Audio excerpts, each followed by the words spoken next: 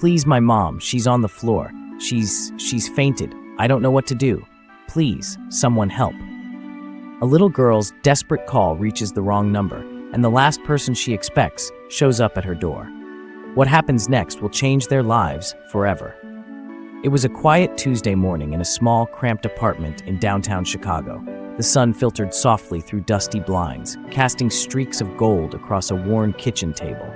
80-year-old Maya sat at the edge of the table, swinging her legs nervously as she watched her mother, Linda, chop vegetables for breakfast. The apartment was simple, almost bare, but it had warmth. Pictures on the wall, a little vase with fading flowers, a few toys scattered in the corner. Then, in an instant, everything changed. Linda's hands trembled, and a sharp gasp escaped her lips. Before Maya could even blink, her mother's knees buckled, and she collapsed onto the kitchen floor. The vegetables tumbled from the cutting board, rolling across the floor, and the faint smell of onions and garlic mingled with the sharp metallic scent of fear. "Mom!" Maya's voice cracked. Panic surged through her chest as she rushed to her mother's side. She shook her gently. "Mom, please wake up. Don't leave me." Linda's eyes fluttered weakly. Her lips moved, but no sound came out. Maya's heart pounded faster than it ever had. She had never felt this helpless, this small. She looked around the apartment desperately. No neighbors were visible through the window, no familiar face to turn to. She needed help, fast. Frantically, Maya grabbed the phone, dialing the first number that came to her mind, the only number she thought she could reach in her panic. But in her trembling hands, her fingers hit the wrong buttons. Her heart sank when she realized she might have made a mistake. The phone rang once, twice, 3 times. Then a calm adult voice answered. "Hello," Maya froze. The voice wasn't familiar at all. It sounded important, confident, almost intimidating. But Maya didn't care. She swallowed her fear and blurted out, "Please, my mom, she's on the floor. She's fainted. I don't know what to do. Please, someone help." There was silence on the other end for a moment. Maya's throat went dry. She imagined the worst. Maybe no one was going to help. Maybe her mom. Maybe... Then the voice spoke again, calm but firm, with an edge of authority she couldn't explain. "Stay calm. Where are you?" Maya gave the address, her voice shaking so badly she almost couldn't remember the numbers. But she did. She knew her mom's life depended on it. 123 Elm Street, apartment 4B, please hurry. What Maya didn't know was that this was no ordinary person on the other end of the line. This was Ethan Harper, a billionaire who spent his days running a global business empire, attending charity galas, and flying across the world. And right now, sitting in his sleek office downtown, Ethan looked at the screen of his phone, reading the tiny, desperate voice of a little girl, and something in him shifted. He didn't know if this call was a mistake. He didn't even know if he should get involved. But there was something about Maya's voice, the pure panic, the courage, the innocence. He didn't hesitate. "Listen carefully," he said, his voice steady and reassuring. "Help is coming. I'm going to make sure someone gets to you right now. Don't hang up." Maya clutched the phone to her chest, tears streaming down her face, her voice barely a whisper. "Really, someone's coming?" "Yes," Ethan said, pressing a button on his desk. A sleek black SUV rolled quietly out of the underground garage, its engine humming like a promise. "Someone is coming." As Maya held the phone, watching over her mother's motionless body, she didn't know that this one wrong number call would change everything. She didn't know that help was already on the way, racing through city streets, cutting through traffic in a vehicle that spoke of power and precision. And she certainly didn't know that the person coming to save her mother wasn't just any stranger. Little did Maya know, Bo, the person arriving, wasn't a paramedic, wasn't a neighbor, wasn't even someone she could imagine. But he was coming, and when he arrived, nothing in her world would ever be the same. The minutes felt like hours for Maya. She sat on the cold kitchen floor, her small hands gripping the phone as if it were a lifeline. Every second her mother lay unconscious sent a new spike of panic through her chest. She looked down at Linda, pale and fragile, her chest rising and falling shallowly. Maya's eyes welled with tears, but she forced herself to stay calm, repeating the instructions Ethan had given her. "Don't move her," he had said. "Keep her head slightly raised. Talk to her. Stay calm. Help is on the way." Maya did exactly that. She whispered words of encouragement through her tears. "Mom, please wake up. It's going to be okay. I'm here, Mom. Just, please don't leave me." Across town, Ethan acted quickly. He pulled out his phone and called the paramedics, giving them the exact location. He leaned back in his leather chair, his fingers tapping the mahogany desk. He wasn't a man used to emergencies like this. Billionaire meetings, stock charts, charity events, that was his life. Not fainting mothers and terrified little girls in tiny apartments. Yet something about this call had pierced the usual layers of his day-to-day existence. The black SUV had left his underground garage 5 minutes ago. Ethan watched the real-time traffic on his monitor, his brow furrowed. He knew every second counted. And while he had no medical training, he understood one thing clearly: a child in genuine panic could not be left waiting. Back in the apartment, Maya heard a distant rumble. At first, she thought it was her imagination, or perhaps a passing truck outside. But then, a deep, powerful engine sound grew louder, echoing against the narrow city streets. Her heart leapt. Could it be? Before she could even hope, a shadow passed the window. She caught a glimpse of sleek black paint glinting in the sunlight. Her eyes widened. "Mom, someone's coming," she whispered, though her voice trembled with disbelief. The SUV rolled smoothly to the curb in front of their building. Its black shine almost seemed surreal against the faded brick of their apartment complex. Maya scrambled to open the door, her small fingers fumbling with the latch. The vehicle door opened with a soft hydraulic hiss, and a man stepped out, tall, confident, impeccably dressed, but with an expression that softened when he saw her. "Hi, Maya," he said gently, kneeling to her level. "I'm Ethan. I'm here to help your mom." Maya blinked, staring at him. You're real?" she asked, her voice barely audible. "Yes, I'm real," Ethan replied, offering a reassuring smile. "And we're going to make sure your mom is okay." The sight of him calmed her slightly, though a swirl of questions ran through her young mind. Who was he? Why was he here? Why would a stranger, someone so important, care about her mom? She didn't have time to think about it. Her mother still lay motionless on the floor, and every second mattered. Then he turned to Maya, crouching so his face was level with hers. "I need you to stay right here," he said gently. "I'm going to help her. Can you do that for me?" Maya nodded, though her hands shook. She watched him kneel beside her mother, carefully checking her pulse, speaking in calm tones that only heightened the sense of relief surging through the room. Then, just as relief began to settle, the unexpected happened. Linda's eyes fluttered open, but she seemed confused, disoriented, almost afraid. Her gaze locked on the stranger kneeling next to her. Who are you?" she whispered, her voice trembling. What are you doing here?" Ethan smiled softly. "I'm here to help. You're safe now." Maya's tears flowed freely as she took her mother's hand. "Mom, it's okay, he's helping us." But Linda's confusion was more than just post-fainting grogginess. She was struggling to remember why she hadn't called anyone she knew, why she hadn't been able to reach a neighbor, a friend, and Yon.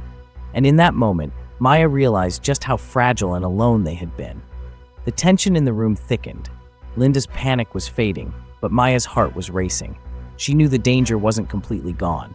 They were safe for now, but what about after Tham? And most importantly, why had someone like Ethan stopped everything in his world just for them? The paramedics arrived shortly after, rushing through the door with urgency, but Maya barely noticed. She was watching Ethan, who gave her a reassuring nod before letting them take over. As the paramedics stabilized her mother and began preparations to take her to the hospital, Ethan stepped back, his gaze lingering on Maya. "I'll be right outside," he said. "Don't worry, I won't leave." Maya couldn't believe it. She had never met anyone like him in her life.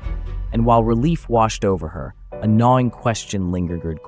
Why would a billionaire care about a small, ordinary girl and her struggling mother? Little did Maya know, Ethan's presence wasn't just about helping her mother. There were choices he would make in the next few hours that could change everything for her and her family. Choices that no one could have predicted. The ambulance doors slammed shut, leaving Maya and Ethan standing in the quiet of the apartment. The smell of antiseptic lingered faintly in the air, mixing with the lingering scent of breakfast. Relief, fear, and gratitude collided in her chest like a hurricane. Ethan knelt beside her again, his tone gentle but firm. "Maya, your mom's going to be okay. The doctors will take care of her. But you were brave today. Maya blinked back tears. I didn't know what to do. I was scared. I know, Ethan said. And that's exactly why you did the right thing. You stayed calm when it mattered most. For a brief moment, the apartment felt lighter, safer. But the city outside remained indifferent, and the harsh reality of their lives waited just beyond the door. Maya's mother had been sick for weeks. Their savings were nearly gone. The bills stacked up like mountains on the kitchen counter. And Maya, despite her courage, was just a little girl. Ethan noticed the fear in her eyes, the tiny flickers of worry she couldn't hide. He had seen it before, in boardrooms and charity events, but never like this, in pure, unfiltered, real human desperation. And it struck him harder than anything in his high-powered life ever had. "Can I ask you something, Maya?" he said gently. She nodded, unsure. "Why didn't you call a neighbor or someone else you know?" Maya's lip trembled. I didn't think anyone could help. Mom, she gets sick a lot, but this felt different. I didn't know what to do. I wanted someone to help her right away." Ethan nodded, understanding more than she could ever know. Sometimes, when you're scared, it takes courage to ask for help. And you did exactly that. For the first time, Maya felt a flicker of pride, a spark of hope. But before she could fully relax, the apartment buzzer rang. She jumped, her heart pounding again. Ethan stood and walked to the door, opening it to reveal a young paramedic holding a clipboard. "Mr. Harper?" he asked. "Yes," Ethan replied. "We've stabilized her, but we strongly recommend she stays in the hospital for further observation. Can you make arrangements for her there?" Maya's stomach sank. Hospital bills, insurance, how could they afford it? Her mother's fragile smile barely masked the fear behind her eyes. Seeing this, Ethan spoke gently but firmly. "Don't worry about the cost. She's getting the care she needs. That's what matters right now." Maya's eyes widened. You're really helping us," Ethan nodded. "Yes, right now we focus on her recovery. Everything else, we'll figure it out together." He turned back to her, his eyes soft. "Maya, sometimes life puts you in impossible situations, and sometimes the people who step in aren't who you expect. Today, you called a wrong number, but it might just have been the right one after all." Maya's mind raced. Could someone like him really care about people like her, bro? People like them. She wanted to believe it, but the thought felt almost too big, too real to hold. As they waited for the ambulance to leave, Maya felt a new emotion rising inside her, hope. But hope can be fragile, and she had learned the hard way that life could shift in an instant. And sure enough, it did. Just as the SUV doors closed and the ambulance lights flashed, a soft knock sounded on the apartment door. Maya's heart jumped. Who could it be? They had just left. Ethan stepped forward and opened the door. There, standing in the hallway, was the building's landlord. His face was stern, his voice cold. "You're lucky she's okay," he said, glancing at Maya. "But you can't keep her living here like this. You're behind on rent, months behind." Maya's eyes welled with tears. She looked at Ethan, silently pleading. Ethan's jaw tightened. The weight of responsibility pressed down on him, not just for the immediate emergency, but for the life of this little girl and her mother. He realized that saving Linda wasn't enough. They were trapped in a system that could crush them at any moment, and the thought made his heart ache. "Maya," he said softly, kneeling to her level again, "sometimes helping someone means more than just solving one problem. Today, we saved your mom. Tomorrow, we might have to save your home too. Are you ready for that?" Maya sniffled, trying to smile. I think so." But even as she nodded, a shadow of fear lingered. How could someone like her family ever hope to keep their lives together without help? And would Ethan really step in beyond the emergency? Maya will soon discover that Ethan's involvement goes far deeper than she ever imagined. She'll face decisions, truths, and gestures of kindness that could change her life forever. And the choices she makes next will reveal just how far a single act of courage can reach. The ambulance had taken Linda to the hospital, leaving Maya alone in the small apartment, her legs dangling from the edge of the couch, hugging her knees tightly. The city outside carried on as if nothing had happened. The distant honking of traffic, the faint hum of construction, the muffled voices of neighbors, all ordinary sounds that seemed so cruelly indifferent to the chaos that had just consumed her life. Ethan Harper stayed behind, standing near the doorway, watching her. To him, this wasn't a business problem or a charitable checkbox. This was real life, fragile, terrifying, and beautifully human. "Maya," he said softly, stepping closer, "I want you to understand something. Today, you were brave. You stayed calm when it mattered most. But being brave isn't always enough. Sometimes, life will test you in ways that feel impossible. And sometimes, help comes from where you least expect it." Maya looked up at him, her eyes wide. You're really going to help us?" Ethan smiled, but it wasn't the kind of casual smile that belonged to used to handing out money. This was genuine, sincere, and warm. "Yes, I'm going to help you. But not just today. We need to make sure your mom gets well, and that you have a safe place to stay, and that you can keep moving forward." Maya's bottom lip quivered. "But how I mean? You don't even know us." "Sometimes," Ethan said, "you don't have to know someone for your heart to recognize what's right. And today, you called me for help. That was enough." Just as Maya was beginning to feel a spark of hope, the apartment buzzer rang again. Ethan opened the door. It was the landlord. Again, he was frowning and crossing his arms. "I came to warn you," he said. "If you can't pay this month, you'll have to leave." Maya's heart sank. She looked up at Ethan, silently pleading. Ethan's jaw tightened, his mind already racing.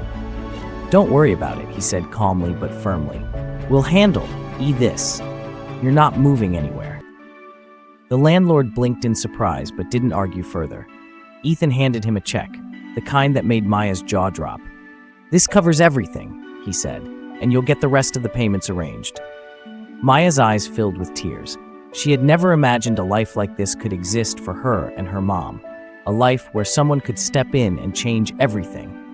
She felt a warmth in her chest, a glimmer of hope she hadn't dared to feel in weeks. Over the next few days, Maya watched as Ethan went above and beyond. He coordinated her mother's treatment, ensuring Linda had the best doctors and nurses available. He quietly arranged for groceries, for bills to be paid, and even contacted Maya's school to make sure she could keep attending without interruption. And yet, through it all, he never imposed himself. He wasn't a savior looking for recognition. He was just someone who saw a little girl in desperate need and decided that helping her was the right thing to do. One afternoon, Maya sat with Ethan in the quiet apartment, helping him organize some paperwork. She looked up at him, curiosity shining through her gratitude. "Why are you doing all this?" she asked. "Why me, why mom?" Ethan paused, considering how to explain something so complicated to a child. "You know, Maya," he said, "I've spent my life building things, businesses, wealth, projects. But what I've learned is this: the most important thing in life isn't money, it's people. It's the difference you make in someone's life. You made me see that. You reminded me why it matters." Maya blinked, absorbing every word. She hadn't realized it, but in her small act of desperation, dialing the wrong number, she had touched someone who had the power to change everything. And now, that change was real. But life wasn't done testing them. Just as Maya began to feel safe, a sudden phone call arrived at the apartment. Her school principal's name flashed across the screen. Maya's stomach twisted. What could possibly go wrong now, she answered, her voice trembling. "Hello." The principal's tone was serious, almost hesitant. "Maya, we need to talk about some things regarding your enrollment. There are complications." Maya felt panic creeping back. Complications. Just when everything seemed to be falling into place, another storm appeared. Ethan noticed the tension, stepping closer. "Maya," he said, "don't worry. Whatever comes next, we face it together. You don't have to be afraid. Not now." And as Maya held his hand, a strange mix of fear and hope surged through her. She realized that life might continue to throw challenges her way, but for the first time in a long while, she wasn't facing them alone. Maya will soon discover that true kindness isn't just about solving problems, it's about opening doors to opportunities she never dreamed possible. And when Ethan's final act of generosity unfolds, her life will be changed forever, leaving a lesson she and all of us will never forget. The days that followed were filled with quiet miracles. Maya watched her mother, Linda, slowly regain strength in the hospital, her face glowing with the first genuine smiles in weeks. Each day, the fear that had haunted their small apartment seemed to melt a little more. The bills were paid, the rent was secured, even Maya's school issues were resolved, thanks to Ethan's quiet influence and careful guidance. Yet amidst the relief, Maya still couldn't shake the feeling that something bigger was unfolding. Ethan Harper had become more than just a stranger who saved her mother. He had become a symbol of hope, a reminder that even in the darkest moments, kindness could arrive when least expected. One afternoon, Ethan knelt beside Maya. "I want to show you something," he said. On a table lay an envelope with her name on it. Her small hands trembled as she opened it. Inside was a letter and a card granting her full scholarship to a prestigious school, covering everything from tuition to books, even after-school programs she had never dared to dream about. Her eyes filled with tears. I don't know what to say," she whispered. "You don't need to say anything," Ethan said softly. "All I want is for you to have a chance to reach your potential. You've already shown so much courage and strength. Now it's time the world gives you a chance too." Maya ran into her mother's arms, sobbing tears of relief and gratitude. "Mom, can you believe this?" Linda held her tight, still weak but smiling through her own tears. "I can't. But I'm so proud of you, Maya. You were brave. You never gave up." Ethan watched silently, a small, satisfied smile tugging at his lips. He had given them more than help. He had given them hope, opportunity, and the chance for a better life. But what struck him most wasn't the recognition he received. It was the realization that sometimes the smallest acts of courage ripple far beyond what anyone can see. Days later, back at their apartment, Maya unpacked school supplies and books sent by Ethan. Linda prepared a simple meal, and for the first time in weeks, the apartment felt like home again. Not just a place to live, but a space filled with possibility and hope. Maya paused, looking out the window at the bustling streets below, her heart full of gratitude and wonder. She whispered to herself, "I can't believe a wrong number actually changed everything." Ethan, standing quietly in the doorway, overheard her. "Sometimes," he said, "life's mistakes are just opportunities in disguise. You reminded me that courage, hope, and honesty matter more than anything money can buy." Maya smiled, a sparkle in her eyes, realizing that the world was bigger and more compassionate than she had ever imagined. And as Ethan left that evening in his sleek black SUV, Maya waved, understanding that the world still held kindness and possibility, even in the smallest of hearts. Her life wasn't just saved, it had been transformed. And the moral was clear, simple, and powerful. Courage and honesty, even in moments of fear, can reach the hearts of people who never expected to be moved. One small act can change a life forever. Maya hugged her mother tightly, feeling the warmth of home, safety, and hope. She knew that from that moment on, she would face life's challenges with bravery, because she had learned that sometimes help comes from the most unexpected places, and it can open doors you never dreamed possible. As the camera of life zooms out from their little apartment, the city hums on, unaware of the small miracle that has unfolded in that modest home. But for Maya and Linda, and even for Ethan, the memory of this day would linger forever, a testament to the power of kindness, courage, and human connection. And that, my friends, is the story of how a single wrong number call didn't just save a life, it changed it forever.